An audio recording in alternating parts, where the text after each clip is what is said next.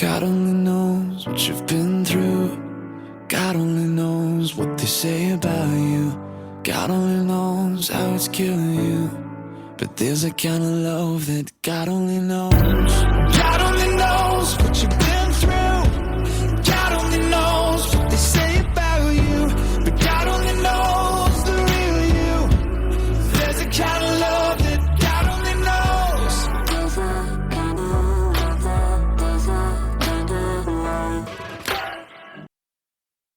Welcome to season 3, episode 15 of Your Journey is Not Over. My name is Tanya Pearson Randolph. This is my own personal journey, and the expressions and opinions are of my own. I own all the rights to my personal journey, and to Your Journey is Not Over. Neither are to be used, copied, or edited in any way without my consent. Well, buckle up, buttercups. This episode is going to be longer than most.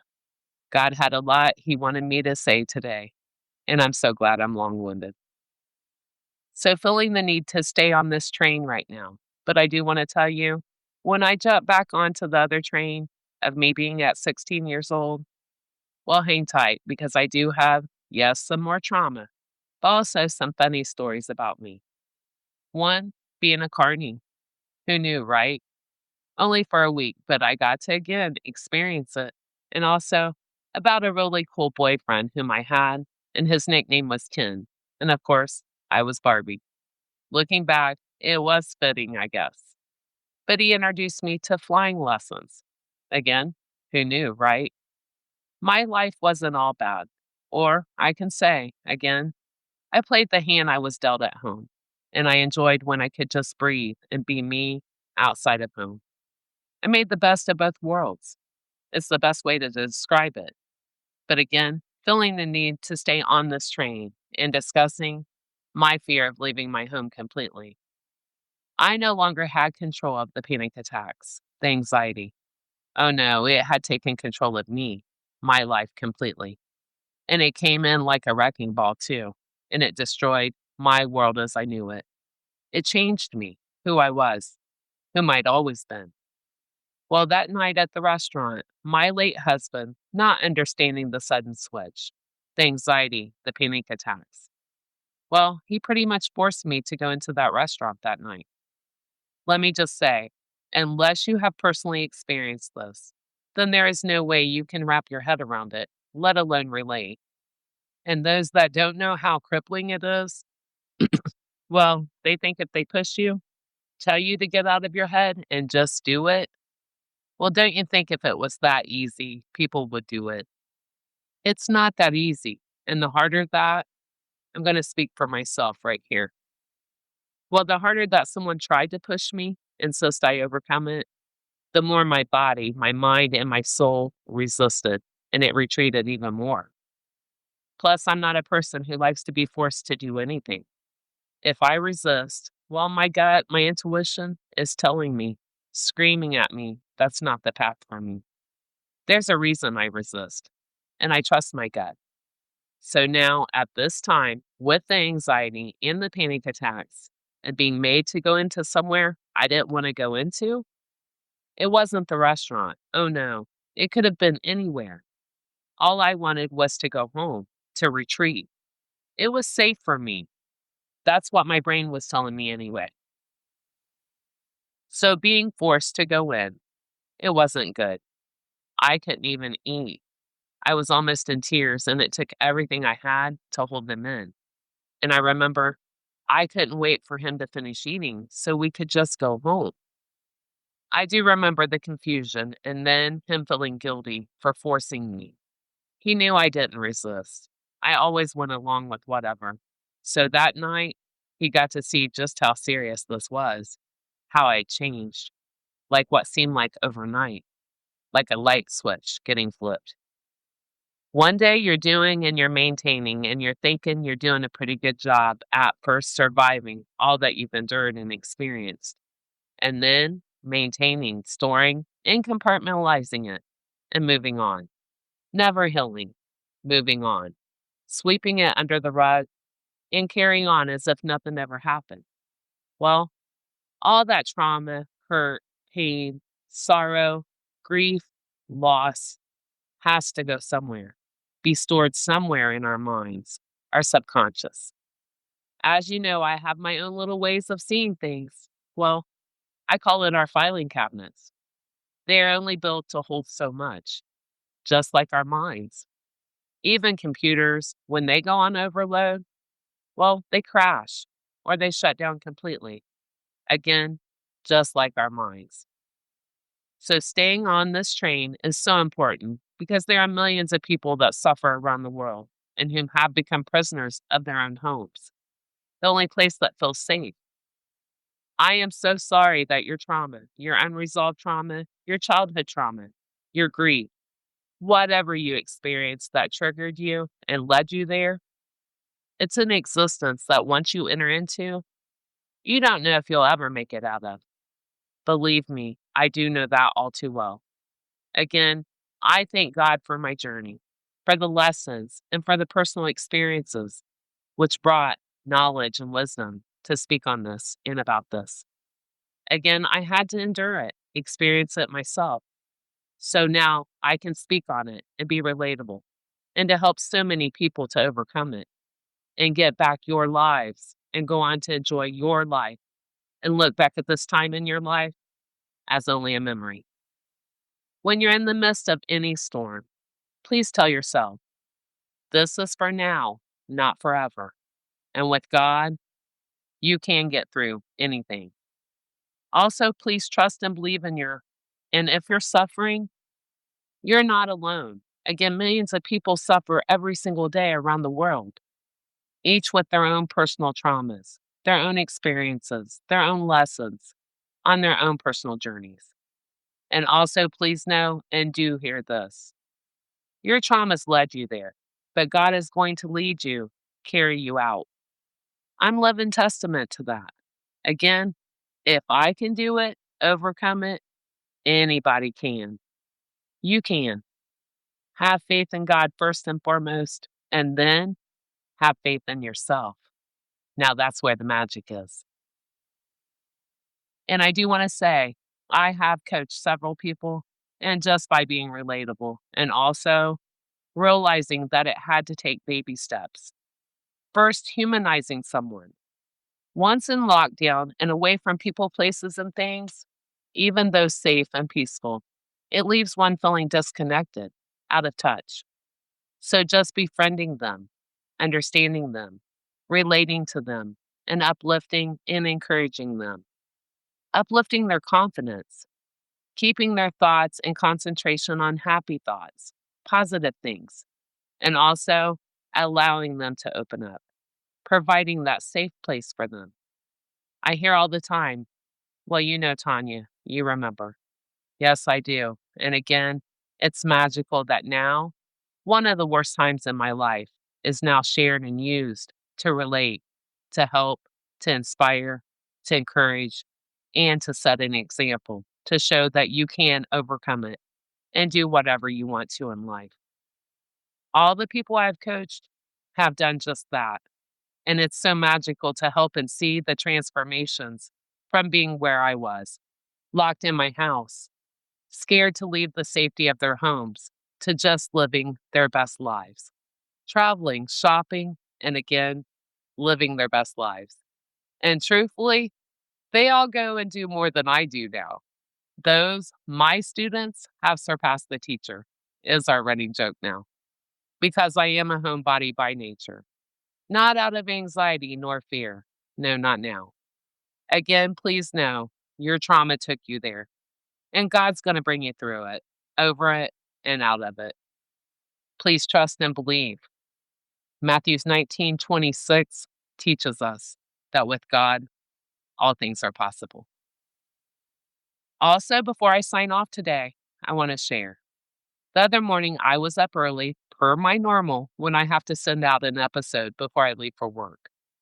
Well, it was like 5 a.m. And yes, I was in my PJs, my robe, my house slippers, and it was a bit chilly out that morning, I might add. Well, something told me to go check my mailbox. First, let me tell you, I have a P.O. box that all my important mail goes to. so very seldom do I even check my home mailbox.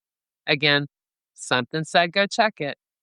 So at 5 a.m., it's still dark. I'm in my robe, PJs, house slippers, again a bit chilly. I go check it. Well, there was a package in there for me, and it was from Georgia. So I bring it in and I open it. The note is what I went for first, and it reads, "We are a group of 5 women that are retired and live in Georgia. We have coffee dates scheduled for Tuesday and Thursdays so we can listen to your podcast. We can't begin to tell you how many times we have, one time or another, said you are describing our lives.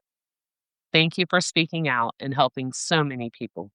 You have opened up new discussions and new perspectives, more than you know.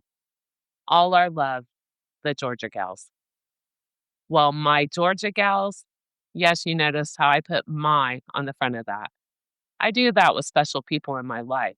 It's my way of saying, you are my family. I was completely speechless, and that doesn't happen to me too often. I can always find something to say. My sense of humor, of course. But to say I was speechless is so very true. It warmed my heart so much, and I'm so very grateful for my t shirts, and with the year I was born on them too, 1971. And the saying, aging like fine wine. Oh, yes, aren't we all? I'm grateful that you ladies thought of me. Thank you. And you never know, since I love coffee, I might just fly down and attend one of those coffee dates and listen in with my Georgia Gals. God bless you all. And thank you to all that do follow me, that listen in, that support me, and that take time out of your busy lives to think of me, to send me a message, a post, a gift. Please know I'm so very grateful. I never stop being grateful. Also, I do want to let everyone know I have been working with Spotify, them being aware that I've had to shut down comments on my platforms because anytime people would support me, would comment, would reach out to me, well, let's just say there are those few from my hometown that wanted to stop me, to block me somehow, some way, at any cost. From the beginning of my podcast, my platforms, instead of using their time and their energy working on themselves, healing, they devote that to me. Well, I live rent free, and as I always say, with my couch, my TV, my robe, my slippers, and my mini fridge. I live rent free in these people's head. God bless. So then those that would support me, message me, well, whom I call the demons working for the devil, would then message those supporters or people that needed help from me and tell them, are you ready for this? That I'm a prostitute, an escort, a drunk, a drug addict, and a scam artist. I think I covered it all. Of course, none are true, not even close to describing who I am. The devil is a liar and a con artist. And also, it's those very same demons, I can't even call them human beings at this point, that also have created fake accounts with my pictures and my name and put me on all kinds of dating sites. Again, I do not date, nor am I on any dating sites whatsoever. It's not me, nor do I ask for money. Never. People have asked me, why in the world would people try and destroy your character, your reputation, when all you do is good for others? Again, it's projections, trying to put on me who they truly are and how they live their lives. They got to protect their image by shattering others' images. It makes demons feel good about themselves. I had a mother just like that. See, there's always purpose to the pain, and I learned a lot of lessons from her early on. So I'm an old pro at this projection stuff. Again, same demonic energies, just different vessels. God have mercy on their souls. They're going to need all the mercy that they can get. And it's these demons, like so many others, also, they hate rejection. When I see through bullshit in others and I cut them off and out of my life, and when I protect my energy and my peace like I do, my cutoff game is strong. If it doesn't align, well, I ain't got time. It irritates other souls because they are miserable. And what's the saying? Misery loves company. Well, I won't join in, nor participate, nor entertain it, nor give my energy to people, places, or things like that. Of course, jealousy and envy, all the devil. It's all about why didn't they think of this? For popularity and status, not to help people. Oh no. All self serving, of course. Or who am I to speak up and speak out and to help people? Or how dare Tanya, of all people, be the jack in the box that she is and jump out of that box that I've been placed in my whole life and step into my purpose. See what I've been told, it's all spiritual. And people want my destiny. But I got to let those demons in on a little secret. Not one of them could have survived all that I had to on this journey to get where God is taking me. They don't have it in them. They don't have God. Again, not one of them could have survived. And since it is all spiritual, well, here's how I relate to that, okay? Again, my own little way of seeing things, always. Well, it's like these little demons that do the devil's work. Well, they invent a board game, right? They make up the rules and manipulate the players, and they still lose. No matter what game, please know I will always pass go. Or even better, nobody can play chess like me. So, checkmate. Please don't be like my mother and wait till your deathbed to apologize for doing the devil's work. As my grandma always said, you do the devil's work, you get the devil's pay, and you shall reap your rewards from the devil. Reap what you sow kind of thing. Again, don't wait till your deathbed. You never know. It might be too late. Now that will give you something to think about. Nobody is above Judgment Day. And the devil, well, he can't save you then. God bless. And for the record, I'm God's daughter. That's who I am. And let nothing nor anyone stop what God has ordained. Not even the devil himself can stop me. I'm like a freight train already on the tracks. And guess what? I'm rolling full speed ahead. God's my conductor. But the devil will use anyone he can. Again, like the Bible states, weapons will be formed, but they shall not prosper. And just like Dory, I keep on swimming. It's God's ocean, not the devil's. And God bless. Those are the ones that I truly pray for the most. I call them lost souls. And as Mother Teresa once said, somebody has to pray for them. And I did say before, once I awaken, well, the devil knew I was going to bust the gates of hell wide open and try and save as many souls as I can. So, no, I don't take any of this personal. It's spiritual warfare, and I am who I say I am. And the devil, again, will use any low vibrational person that he can to try and stop me, to try and block me. But, as my dad will vouch for, I'm a master at finding loopholes. It's a gift of mine. And yes, I can find a loophole to anything. So I've been working with Spotify, and we found a loophole. Voila. See how good God is? Amen. Well, I now can receive messages, comments on Spotify. And yes, I plan on staying on top of it. So please feel free to reach out to me, to comment, to leave me a message.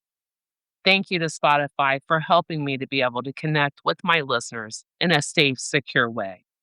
See, God does really work all things out for the good of those that believe, that trust, and have faith in Him. He's a mighty God. And I will end today with a few of my favorite sayings. Not today, devil, not any day. I'm God's daughter. The devil and his demons are busy, but there's that magic word, right? God's on his job, and he's busier. Where there is a will, there is always a way. Amen. This little light of mine, I'm going to let it shine. Let it shine, let it shine, and irritate as many demons as I can. You want to know why? It's my job, and I take my job serious, and God's the boss. This concludes my podcast for today. Please join me Thursday. Listen in. And always remember, your journey is not over. God bless. God only knows what you've been through. God only knows what they say about you. God only knows how it's killing you. But there's a kind of love that God only knows. God only knows what you've been